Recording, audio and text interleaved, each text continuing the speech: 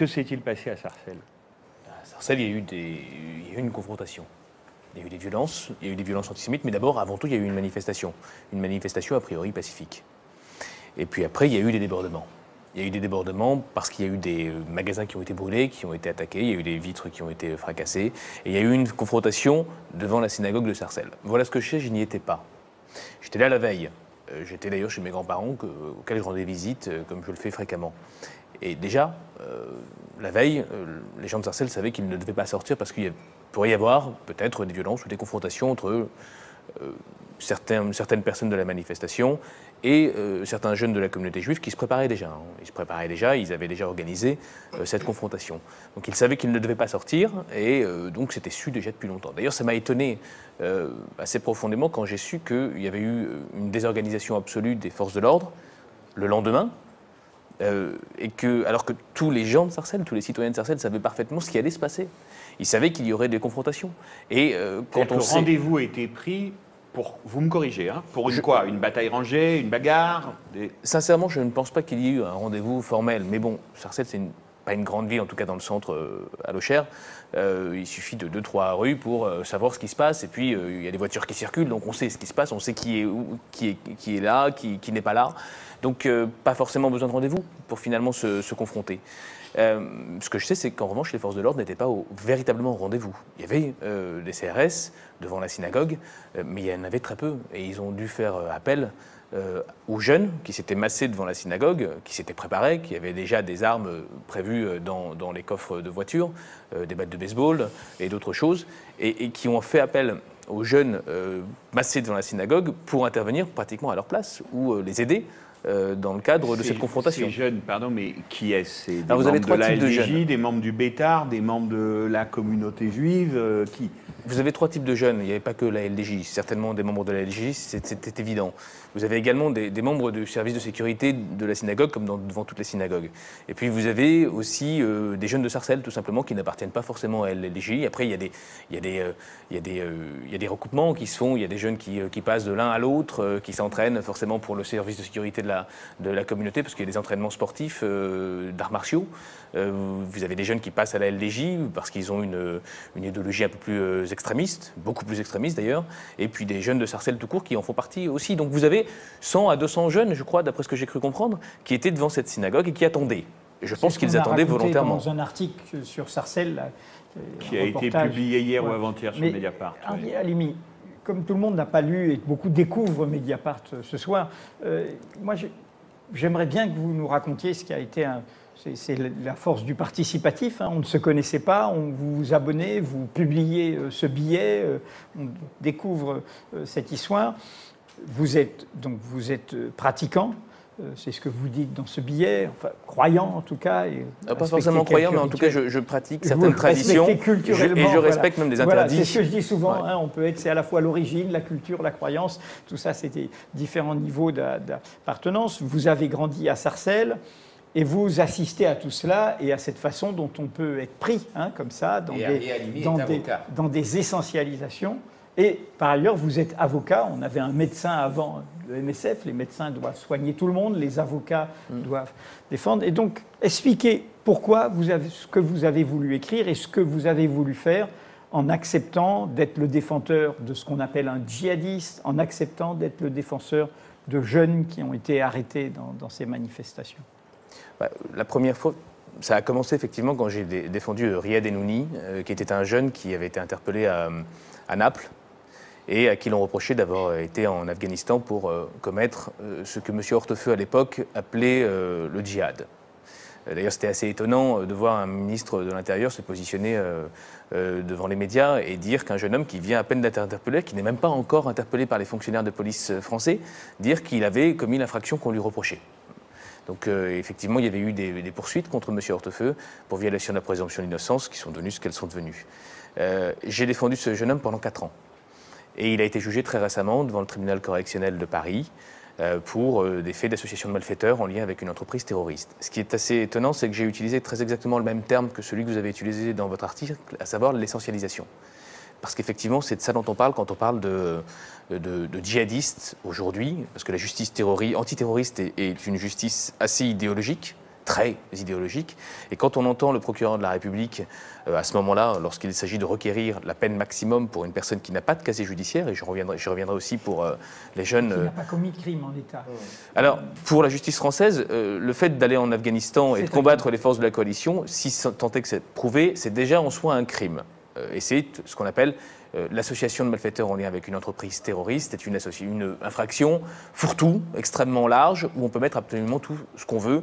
Et ce que j'ai dit, justement, au moment de ma plaidoirie, parce que le procureur avait parlé du conflit des civilisations, quand même, dans ses réquisitions, en demandant 10 ans avec 2 tiers de sûreté, c'est le maximum qu'on puisse requérir en matière correctionnelle, et en disant qu'il y avait un vrai conflit des civilisations entre ces jeunes, un jeune d'Aubervilliers, parce que c'était un jeune d'Aubervilliers qui venait des cités, et qui s'était rendu en Afghanistan. C'est les chrétiens contre l'islam, quoi. C'est exactement ça. Mais c'est exactement ça. Et dans la bouche d'un représentant du ministère public devant le tribunal correctionnel, j'ai été obligé, moi, Madame Taubira, vous nous écoutez? Parce que le parquet dépend de la garde des Sceaux. Hein. Et j'ai été obligé de revenir là-dessus et de dire qu'effectivement, il y avait un phénomène d'essentialisation de toutes les personnes à qui l'on reprochait cette notion de djihadiste, cette notion extrêmement vague, qui n'a pas vraiment de définition, mais derrière laquelle se cache finalement l'islam. Le musulman, de manière générale, quelle que soit sa pratique religieuse, quelle que soit sa volonté, son désir. Et voilà ce qui s'est passé. Donc j'ai défendu ce jeune homme. J'ai déjà eu une prise à partie de la communauté juive, j'en fais partie. Et clairement, hein, je suis né à Sarcelles, c'est une communauté assez fermée, pratiquante. J'ai été à l'école là-bas, dans une école juive, privée. J'allais à la synagogue, mes grands-parents, ma famille y vit. Et j'ai eu une véritable prise à partie dès qu'on a parlé de ma défense. Du fait que j'avais accepté de défendre un arabe, pas un prévenu, mais effectivement un arabe djihadiste, un terroriste, entre guillemets. J'avais défendu, moi, juif, une personne que je ne pouvais pas défendre. Non pas parce que j'étais avocat, mais parce qu'en mon âme et conscience, je ne devrais pas, parce que je suis juif, défendre une personne qui était musulman, qui est arabe ou djihadiste ou terroriste. Et déjà, j'avais senti un malaise terrifiant. J'avais voulu défendre ce jeune homme, justement, pour montrer qu'en tant qu'avocat, il n'y a pas on n'est pas juif. On est avocat, on est citoyen français, on est avocat, on a une fonction qui doit être totalement dissociée. C'est-à-dire que quelqu'un vous assignait à nouveau? Ah mais plus que ça, on m'a vomi dessus. On m'a dit que j'étais le juif le plus écœurant de la Terre. Je me suis dit, écoutez, moi je suis avocat. Je ne suis pas juif, je suis avocat d'abord. Ou pas, mais quand dans ma pratique personnelle, je suis juif, mais je suis avocat et je souhaite réellement défendre ce jeune homme, justement parce que c'est cette infraction qu'on lui reproche. Et ça, c'est la première partie de ma démarche qui m'a conduit à écrire ce texte très rapidement, un soir où je suis rentré d'audience, pas forcément après l'audience de Pontoise, et c'est là où je viens à cette audience.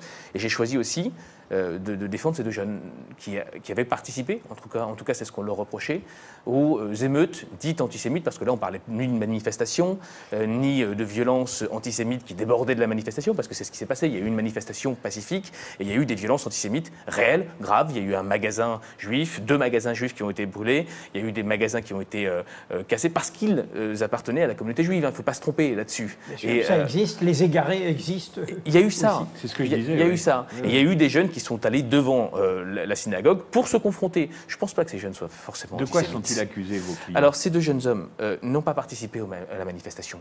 Tout court hein. Dans le dossier, ils n'ont pas participé à la manifestation. Ils n'ont pas même participé à des émeutes ou à des violences antisémites. Ce qu'on leur reproche, c'est même pas à Sarcelles. C'est à Garges. Mais ils étaient jugés dans le cadre de cette fameuse audience spéciale. Quand j'entends, moi d'ailleurs, tribunal spécial, j'ai peur, parce que ça me rappelle beaucoup de choses, la notion de tribunal spécial. C'est une expression dans les moments d'état d'exception, c'est-à-dire... On est dans un moment d'état d'exception. En matière terroriste et en matière d'émeutes, là, comme on vient de les voir, on a créé une forme d'état d'exception qui se généralise de plus en plus. Et là, on a 2 jeunes de Sarcelles qui descendent de chez eux, c'est ce qu'ils disent en tout cas, pour acheter du pain pour leur mère qui leur a demandé de ramener du pain pour casser le jeûne de la journée. C'est tout. Ce sont 2 jeunes. Le jeûne du Ramadan, donc. Exactement, 2 jeunes d'origine turque et qui arrivent dans la rue pour acheter du pain. Il pleut beaucoup et les fonctionnaires de police se reçoivent une bouteille à côté d'eux. Ils voient ces deux jeunes gens et ils disent clairement dans le dossier au départ, on voit 2 personnes d'origine africaine. Ça pose problème quand même. Avec des foulards sur le visage. Ça pose encore plus problème parce que c'est pas évident de déterminer de quelle origine il est, s'il a des villages, bon, mais peu importe. Et progressivement, quand ils se rendent compte de leur erreur dans le dossier, je ne suis pas du genre à critiquer une décision de justice. J'ai beaucoup de respect pour toutes les décisions de justice parce que je sais qu'un magistrat, 3 magistrats en l'occurrence, peuvent avoir une lecture différente de l'avocat et que chacun a sa lecture. Simplement, il y avait des incohérences telles dans ce dossier que je peux le dire aujourd'hui, il y a eu des circonstances, d'abord la comparution immédiate, mais surtout la trentaine de journalistes devant le tribunal, la veille des sursis et des relax à Paris. Oui. Avec une conférence de presse de l'UMP qui dit c'est inadmissible, il faut que le parquet fasse appel contre ces relax. Exactement. Et on sentait quand même qu'il se passait quelque chose et qu'il y avait, je ne pense pas à des instructions, parce que j'ai bon espoir que la justice ne réagisse, enfin surtout pas la justice du siège, réagisse à des instructions. Mais je pense que la justice du siège, comme le parquet, parce que le parquet, ce jour-là, à l'audience, s'agissant de ces 2 jeunes, eh bien, n'a pas fait de réquisition sur le dossier. Il n'a pas parlé du dossier. Il a parlé simplement, il a dit, les éléments du dossier permettent d'établir que l'infraction est établie. Et il n'a parlé que d'une seule chose. Il a parlé de la communauté juive de Sarcelles qui attendait des condamnations. Voilà ce qu'il a dit. De l'opinion publique et effectivement de la presse qui était dans la salle qui attendait des condamnations. Et il y a eu des condamnations. Mais je peux vous dire que quand je suis sorti de cette audience... Pardon, combien ont-ils pris? Alors, le parquet avait requis 4 mois, dont 2 avec sursis, donc ça fait 2 mois fermes, et avec un mandat de dépôt. C'est déjà très lourd pour 2 jeunes hommes qui n'ont pas de casier judiciaire. Pas d'antécédents judiciaires, pas le moindre, en comparution immédiate, dans une bouteille qui éclate à côté de fonctionnaires de police ou n'importe qui d'ailleurs. Pour une personne qui n'est pas casier judiciaire, je vous parle de mon expérience parce que j'en ai fait beaucoup des comparutions immédiates, c'est un sursis, voire du ferme, mais sans mandat de dépôt parce qu'on laisse le jeune aller en aménagement de peine et certainement pas aller en prison tout de suite pour de tels faits.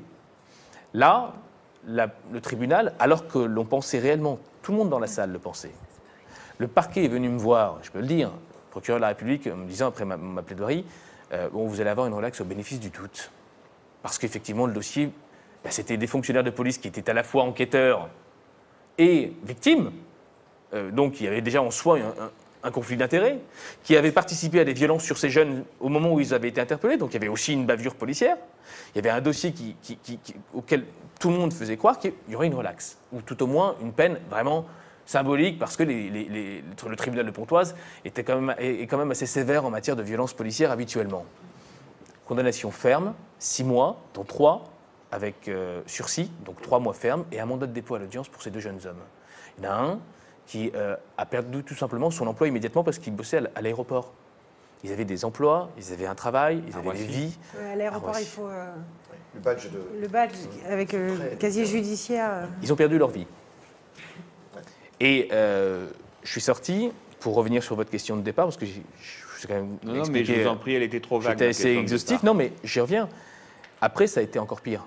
Il y avait les caméras, j'ai parlé, j'ai expliqué. Il était de mon devoir d'expliquer que j'estimais que cette décision, même si je la respectais, il y avait quand même des incohérences.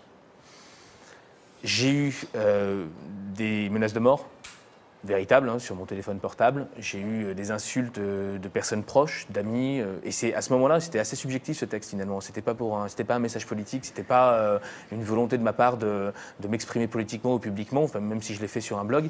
C'est parce que j'avais été sali dans mon exercice professionnel, dans ma croyance en la justice, en l'identité française. Et effectivement, je me suis senti comme un traître. Mais surtout, on m'a assigné comme juif, et uniquement comme juif. Et j'ai écrit ce texte dans ce moment-là. Mais en plus, je ne l'ai même pas écrit tout de suite, je l'ai écrit 2 jours après, dans une autre comparution immédiate, après avoir défendu 2 personnes de nationalité roumaine. Et j'ai eu ce même sentiment d'écœurement véritable. Et j'ai voulu écrire ce texte à ce moment-là, parce que je me suis dit, il faut que j'écrive quelque chose. C'était juste cathartique. Donc voilà pour cette démarche. Hayat Mazouza, qu'est-il arrivé à votre frère? Pour ceux qui n'ont pas lu l'article et le compte-rendu des faits par Lénaïque Baudou sur Mediapart. On va peut-être voir. Vous avez participé à la manifestation de Barbès. Tout à fait. À toutes les manifestations. À toutes les manifestations, y compris celle de Sarcelles? Non, pas celle de Sarcelles, pardon. Les parisiennes. Voilà, les parisiennes. Donc en fait, après la première manifestation du 13 juillet qui s'est parfaitement déroulée, simplement je voulais juste ajouter qu'en rentrant chez moi, c'est simplement sur Facebook que j'ai appris qu'apparemment il y avait eu des problèmes au niveau d'une synagogue. Pour vous dire, alors pourtant que je suis allée, je suis restée du début jusqu'à la fin, donc déjà première surprise. Et ensuite, on apprend l'interdiction de la manifestation suivante, donc du 19 juillet, je crois. C'est celle-là, la souricière dont je voilà, parlais c'est tout à celle-ci. l'heure. C'est celle-ci. Donc interdiction, on apprend ça la veille, voilà, dans la soirée, on n'est pas sûr, tout est déjà organisé, etc. Tout le monde se dit d'un commun accord, bon, on y va, il y a pas de, je pense pas que ce soit vraiment interdit parce qu'il y avait un recours. Donc déjà, la situation était relativement floue. On y va, tout se passe bien, etc. Jusqu'à ce que, effectivement, il y a eu les incidents qu'il y a eu. C'est-à-dire des lancers de gaz lacrymogène venant des CRS vers les manifestants. Grosse dispersion. À partir de là, donc, la manifestation à laquelle je suis allée avec des amis, avec mes frères, en fait, on s'est retrouvés complètement dispersés. Tout le monde s'est éparpillé dans les rues adjacentes. Et à partir de là, j'ai perdu mon frère. Voilà. Le temps passe, on appelle, on le cherche partout, aucune nouvelle. On s'était dit tout simplement, parce que mon frère est asthmatique, donc on s'est dit il a dû absorber des gaz qui ont fait que peut-être il se retrouve à l'hôpital. Donc on a appelé tous les hôpitaux, donc on était morts d'inquiétude. On rentre à la maison, je rentre à la maison, je laisse mes 2 frères le chercher. Et j'apprends en fait qu'il a été arrêté, parce qu'il y a un message vocal en fait chez moi, qui me dit que voilà, votre frère a été arrêté pour attroupement lors de la manifestation aujourd'hui à Barbès, etc. etc. Grosse surprise. Et puis là, c'est là que ça commence, en fait, ce que j'appelle le cauchemar. Donc, il a été en garde à vue. À 2 reprises, si vous voulez, mon frère, oui, je suis plus précise, mon frère n'a jamais eu de problème avec la justice. C'est pas un militant? Non, c'est pas du tout un militant.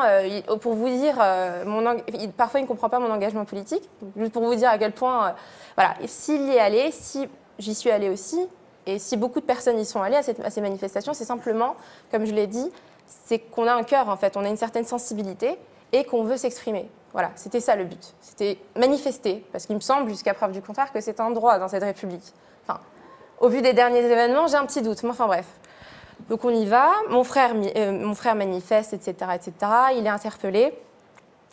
Et puis, voilà, du fait qu'il n'a jamais eu de problème avec la justice, il ne connaît pas forcément les procédures. À 2 reprises, des officiers de police lui demandent s'il veut un avocat. Il leur demande naïvement, je ne sais pas, qu'est-ce que vous me conseillez? Je ne sais pas moi. Et les officiers à 2 reprises lui ont dit, on te déconseille de prendre un avocat, ça va en gros ralentir la procédure. Au final, ça n'a rien changé, ils ont prolongé sa garde à vue. Je vais passer les détails, vous pourrez trouver tous les détails dans le témoignage. Donc à la suite de cela, le procès qui a lieu le lundi 21, je crois, auquel j'assiste. Et là, c'est le choc, parce que en tant que... Donc c'est de la comparution immédiate? Oui, c'est ça, de la comparution, oui. Ouais, c'est ça. Mais attendez. Tous en comparution immédiate. Tout ça sans avocat? C'est possible, ça? Entre-temps, on en a trouvé un. Pendant la garde à vue, il n'avait pas d'avocat. Pendant la garde à vue, non. En fait, l'avocat a pris connaissance du dossier quelques heures avant la comparution, en fait. Commis d'office? Non, pas du tout. Non, pas commis d'office. Non. Entre-temps, ils se sont mis d'accord.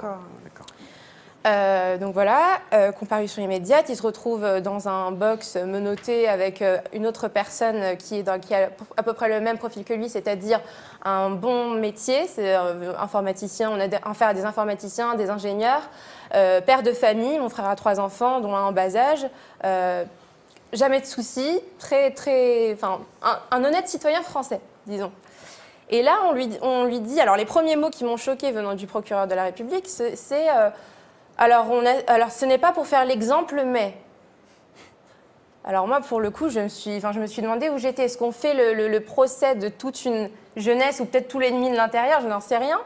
Mais je me suis dit, là, c'est simplement mon frère, donc je ne comprends pas. Ensuite, on entend, oui, vous savez, à l'heure actuelle, il y a des relents nauséabonds d'antisémitisme. Soit, on le reconnaît, tout comme il y a des événements, comme il y a un relant de xénophobie, de communautarisme, etc.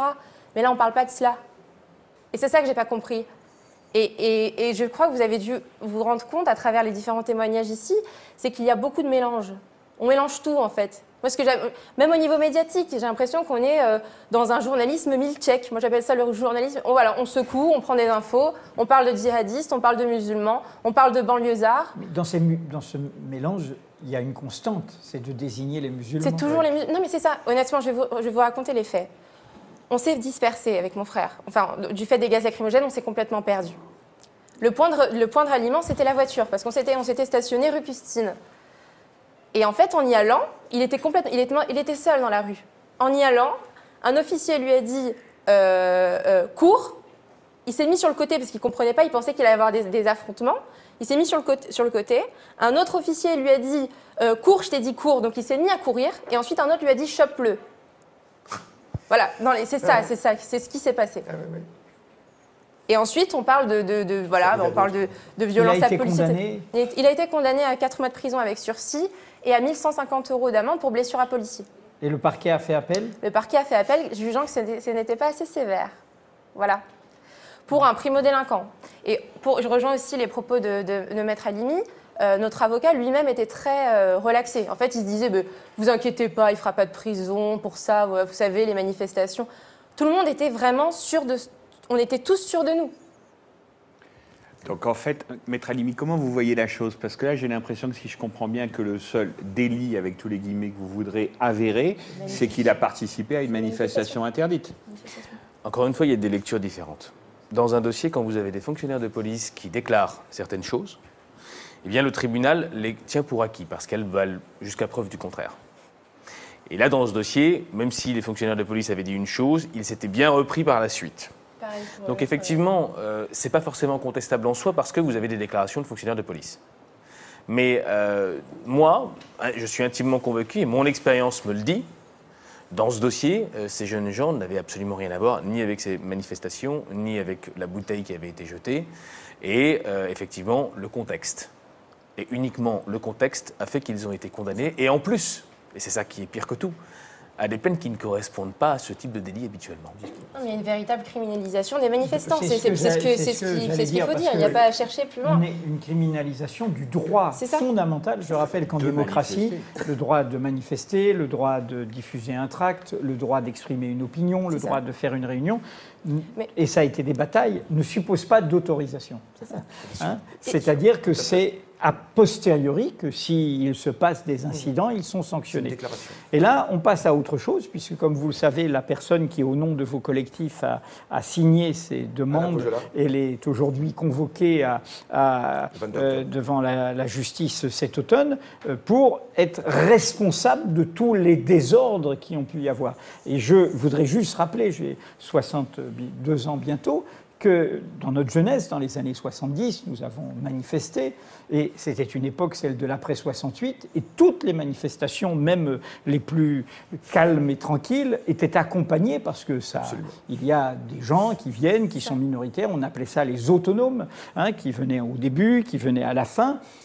Voilà, donc les organisateurs dispersaient, les organisateurs faisaient leurs manifestations, puis après, il y avait des incidents, et c'est pour ça qu'il y a, pour les policiers qui nous écoutent, une doctrine qui s'appelle le maintien de l'ordre, qui suppose ces règles, et qui suppose de gérer ça, parce que le droit de manifester provoque parfois aussi des désordres. Je dis ça parce que c'est une alerte, ça veut dire que si ce monsieur Alain Poujala est condamné, cela veut dire que le fait d'avoir néanmoins manifesté est en soi un délit, et est en soi un délit qui fait que, comme la fameuse loi anti-casseurs, qui était une loi que critiquait la gauche, ceux qui auront permis, parce qu'ils étaient organisateurs, laisser faire, seraient tenus comme responsables des dégâts, seraient comptables des dégâts. Et là, il y a une attaque à un droit fondamental qui vaut pour tout le monde, parce que le droit de manifester vaut même pour ceux qu'on n'aime pas, pour les opinions qu'on n'aime pas. Je disais juste ça parce que c'est l'enjeu dont vos témoignages parlent. Est-ce qu'on sait, le frère de Mme Mazzouza, vos clients, est-ce qu'on sait le nombre? Combien de personnes ont été condamnées? Justement, c'est tout le travail que nous sommes en train de faire. Nous espérons d'ailleurs joindre la Ligue des droits de l'homme pour ça, évidemment, parce que c'est un petit peu sa vocation. Mais on est devant une criminalisation globale, devant des faits de violence, avec usage de flashball. J'ai pris en photo un jeune blessé avec une balle de flashball, parce que le grand modèle, mais c'est absolument effroyable. On a des gens, on leur a tiré dans le dos. À quoi ça sert de tirer une balle de flashball dans le dos de quelqu'un? Ça veut dire qu'il s'en va. Normalement, le flashball est fait pour se protéger. Quand est-ce qu'on leur a tiré dans le dos? À Barbès? À Barbès, absolument. Et de façon totalement gratuite, des gens qui partaient. On a eu la BAC qui s'est déployée de façon extrêmement violente. J'ai des propos racistes, mais des témoignages par dizaines. Les BAC, c'est fait normalement pour chercher la criminalité, le droit commun, pas pour le maintien On a de eu l'ordre. toute une jeunesse qui, je le disais, n'avait jamais eu affaire, maille à partir avec la police. Des femmes avec le hijab, avec le voile, qui dans les commissariats, on leur a retiré le foulard pour les photographier, identité judiciaire, comme au plus beau temps de la guerre d'Algérie. Nous, on appelait ça la bataille de Barbès, on a écrit un texte là-dessus, mais c'était absolument dingue. Et en plus, ce qui est très grave, c'est qu'on a prévenu les forces de police à la préfecture. On leur a dit, c'est comme ça que ça va se passer, et c'est exactement comme ça que ça s'est passé. On leur a dit, vous allez faire quoi? Une grande ratonnade dans Barbès?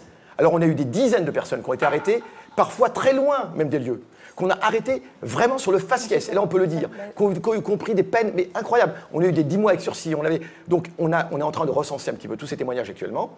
C'est un long travail. Lors des conférences de presse que nous avons faites, on a présenté déjà des faits sur le plan, d'une part, criminalisation massive, mais aussi stigmatisation de toute une jeunesse. Et je crois qu'on ne prend pas assez la mesure. Beaucoup de ces jeunes se sont terriblement offensés.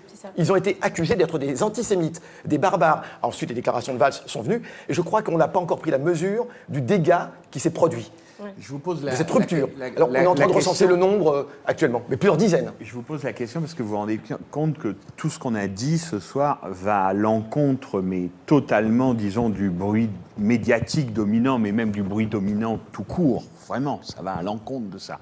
Donc je vous pose quand même la question. Est-ce que vous êtes d'accord avec la théorie d'Edoui quand il dit dans toutes les manifestations, dans toutes les luttes, dans toutes les mobilisations, il y a des moutons noirs, les autonomes, les provocateurs, etc. Ou est-ce que vous dites, et je pose aussi cette question aux citoyennes Sarcelles, ça se dégrade? C'est-à-dire que quand même, il y a aussi un vivre ensemble qui se dégrade. Il y a une essentialisation de chacun qui pousse aussi parfois au slogan antisémite, à l'acte criminel antisémite comme ça a eu lieu à Sarcelles. Est-ce que ça existe aussi? Quel est votre avis là-dessus? Moi, je pense que ça se dégrade, mais ça s'est encore plus dégradé à ce moment-là. Oui, c'est ça. Pourquoi? Parce que, pour reprendre les erreurs du gouvernement, je pense qu'elles ont eu un impact directement dans la rue. Et je vais vous expliquer... je ne vais pas reprendre cette erreur, je vais reprendre juste les 3 premières. Et les 3 premières, c'est-à-dire la déclaration de François Hollande, celle de Valls et l'interdiction des manifestations, ont concouru à une chose très précise, c'est que les jeunes, dans les cités, dans les banlieues, qui ont déjà une rébellion véritable et légitime à l'égard du gouvernement et de l'autorité de manière générale, parce que la jeunesse a toujours eu une forme de rébellion à l'égard de l'autorité pour diverses raisons. Et bien là, ils ont vu le gouvernement et l'autorité se ranger du côté de la communauté juive, faire un tout commun. Et c'est ça qui s'est passé. Et effectivement, cette violence que l'on peut appeler pour certains cas de violence antisémite peut s'expliquer aussi par cette communion entre l'autorité contre laquelle il faut se rebeller et contre la communauté juive qui s'est associée à cette autorité sans aucune véritable raison. Je me souviens de cette vidéo où l'on voit ces jeunes devant la synagogue de Sarcelles chanter la Marseillaise, mais de manière extrêmement volontaire parce qu'ils savent qu'ils sont filmés et qu'ils savent qu'ils sont derrière les forces de l'ordre. On voit cette volonté de communication également de ces jeunes. J'entends bien Maître Halimi, mais j'aime bien parler avec vous parce que vous êtes quelqu'un d'ouvert, mais la dame dont on a brûlé la pharmacie, elle fait peut-être, elle, partie d'aucune communauté. Mais ce que je vous dis, c'est qu'effectivement, il y a eu des violences antisémites qui ne se seraient pas passées il y a quelques années. Effectivement, il y a une vraie dégradation. Mais elle s'explique, d'accord?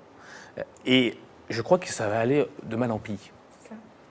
Et je pense que c'est à l'État, à un moment, quand il y a ce genre de confrontation, d'intervenir, d'anticiper, de mettre des forces de l'ordre, d'encadrer, pour empêcher des débordements. Mais là, ça n'a pas été fait. Et de ne pas mettre de l'huile sur le feu. Mais surtout, j'allais vous poser. C'est ça et de ne pas interdire. Cette impression-là. Quand on interdit, on pousse au crime. Dans tous les domaines. Les prohibitions, quelles qu'elles soient, pas toutes, mais presque, de choses qui devraient être libres, entraînent une expression rebelle. Et on est exactement là-dedans. C'est une erreur colossale que d'avoir interdit et d'avoir pris un parti. Je vous en prie. Oui, je disais d'ailleurs, de toute façon, on remarque que la plupart des les manifestations qui ont dégénéré sont celles qui ont été interdites. Enfin, je veux dire, après, il ne faut pas faire Bac+5 ou Bac+12 pour s'en rendre compte. Ensuite, ce que je voulais ajouter, c'est qu'effectivement, je trouve qu'il y a un vrai manque au niveau du gouvernement dans son rôle de médiateur. Voilà.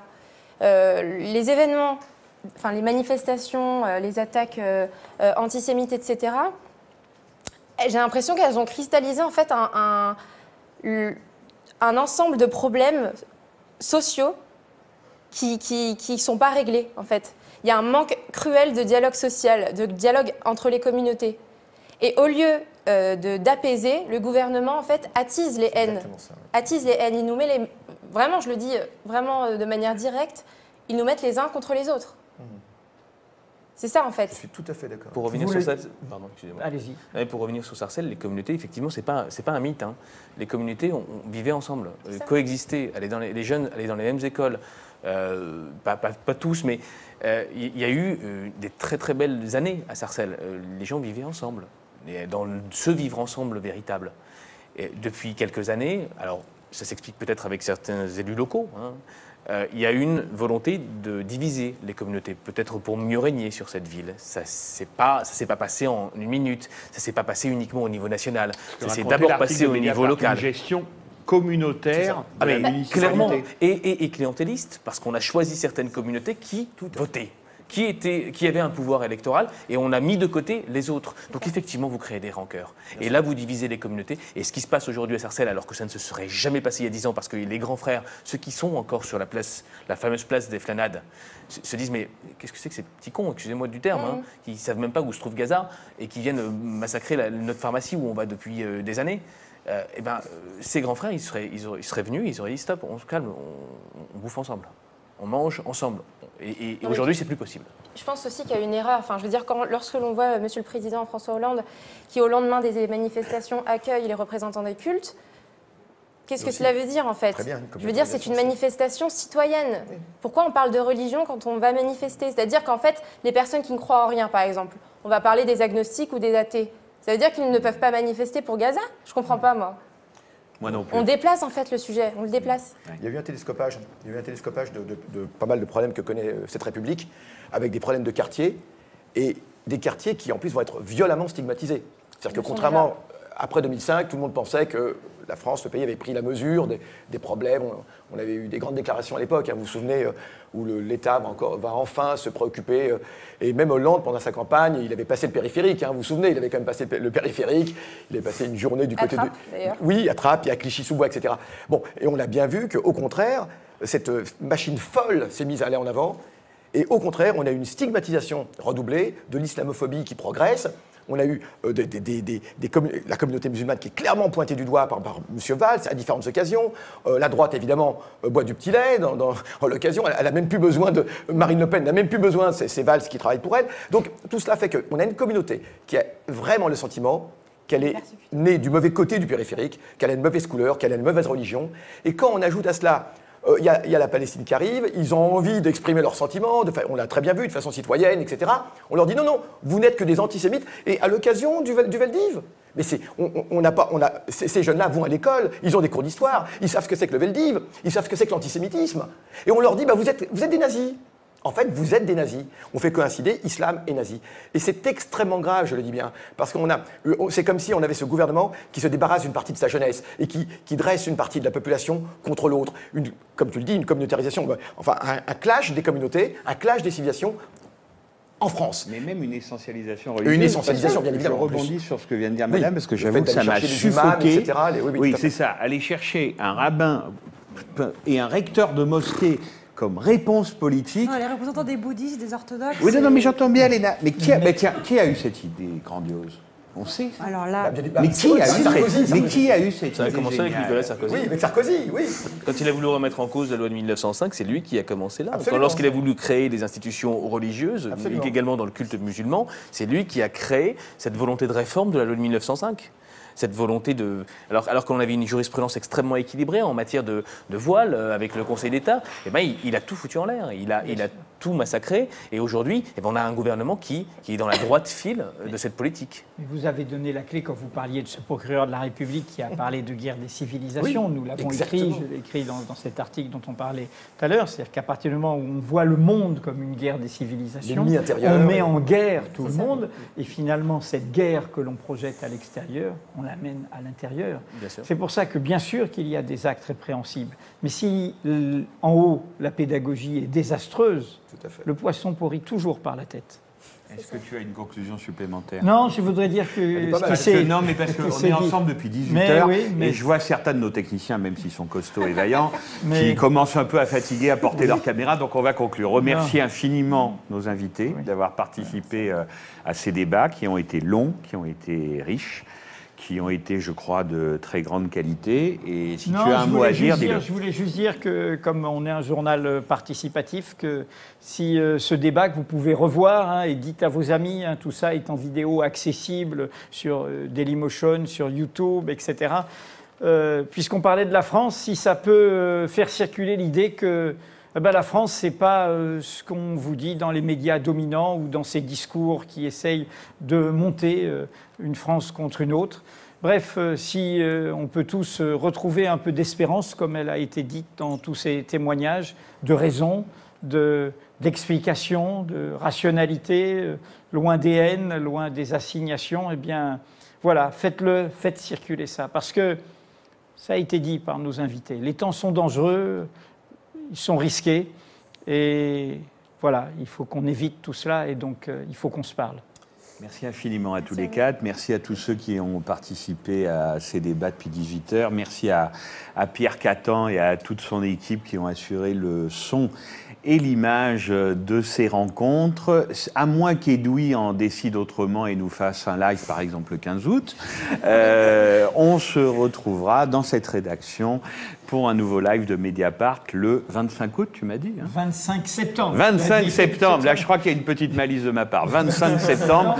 Et il vous reste 1h15 pour profiter de l'ensemble du journal, l'ensemble des articles en accès libre et gratuit. À bientôt. Ciao.